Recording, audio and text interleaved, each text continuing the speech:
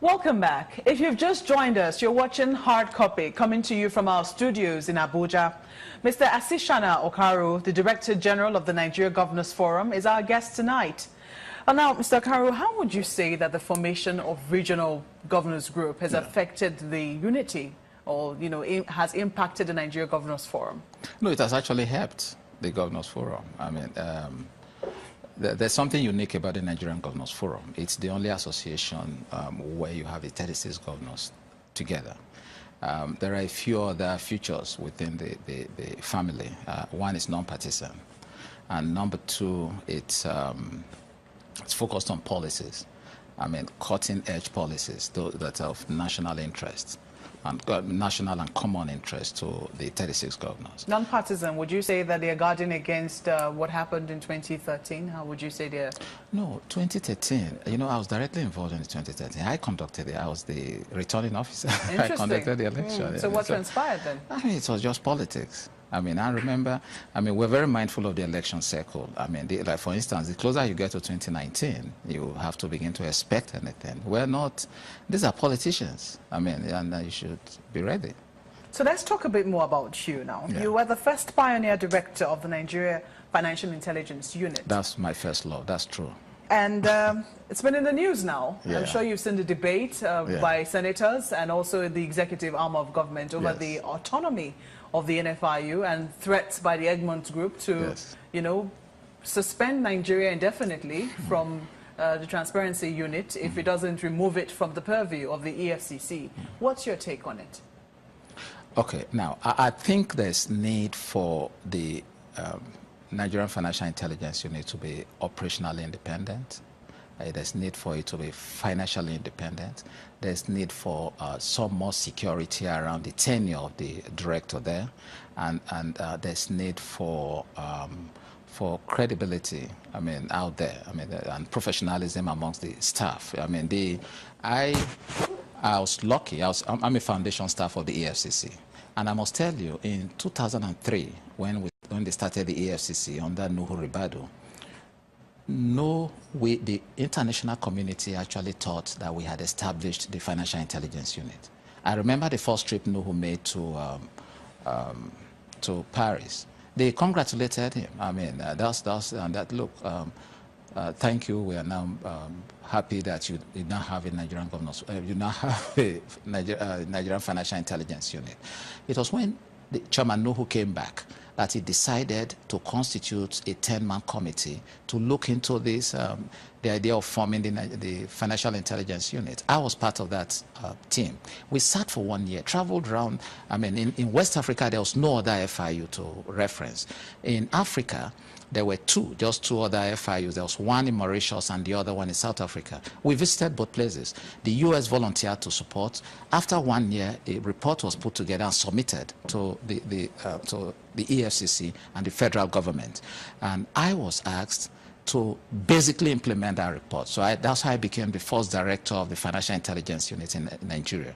Now, for about 6 years, we did it. Basically, it's your apex. What's the Financial Intelligence Unit? It's your apex body responsible for managing the anti-money laundering program in the country. So you think that the steps of the senators to remove it from under the purview of the EFCC is the right step to take? It's debatable. It's tough to say whether it's the right thing to do or not. I mean, I must tell you, I'll tell you, the important thing is it's not even the location of the FIU. What's the problem? The important thing is allowing the body to be operationally independent. The EFCC chairman must not be responsible for determining who becomes the director, for instance. Even if it's responsible, then there should be some limit to just moving, just getting the guy out. Won't that happen with the amendments that the senators are putting in place? No, I've read that law. I think what they have is good. The framework, the legal framework they have for the FIU is wonderful. Is it as it currently stands, or as it's currently been proposed by the senators? No, by the senators. I mean, I've read what the senators proposed. I think it's fine. You know, like for me, the location of the FIU is not what is. It's not extra. I mean, because you have some FIUs within the police around the world. The U.S. FIU is under the Treasury Department. I mean, so it's really it's not important. I think if it's possible to amend the EFCC Constitution, the EFCC Act, to accommodate the FIU within the EFCC, that'll be fine. But if it's impossible, then there will be need to create to think of locating it elsewhere. But before you do that, it's important you begin to look at the funding level of the FIU. It's important you look at the tenure of the director. It's important you look at the other stakeholders. Because, I mean, as the director of the Financial Intelligence Unit, Edmond Group membership is extremely important. I led the delegation to Bermuda in 2007 to sign Nigeria into the Edmond Group. Chairman Ibrahim Lamode was the director of operations, EFCC. He was part of the delegation. We went to Bermuda, signed. There were about 8-9 countries that got in that year. And I'm shocked, very embarrassed that 10 years after, we've been suspended. It's just very embarrassing, you know. What do you say to people who say that you went from probing governors to working for them? I've heard that over and over again. I mean, we were not probing governors. There was no time I was Well, you involved. must have been investigating, you know, how cash was moving from states, definitely. Oh, that is my, look, as director of the Financial Intelligence Unit, you are involved in the flow of funds, okay? And you are involved in developing intelligence and developing intelligence packages. Basically, we work with what you call suspicious transaction reports from banks, financial institutions, designated non-financial institutions, a number of other bodies. And of course, as a professional, we did our job. A lot of intelligence was supplied to the EFCC. We gave intelligence to the SSS, to the DSS. I worked with the central bank. I worked with customs. I mean, so that was my job. You resigned your job controversially. Of course, yeah. Under some cloud about you having files on some governors. How does that affect your perception of the governors whom you currently work with? The governors know I'm a professional. And I want to remain that way. I'm a professional. You know, and a professional will always do his job.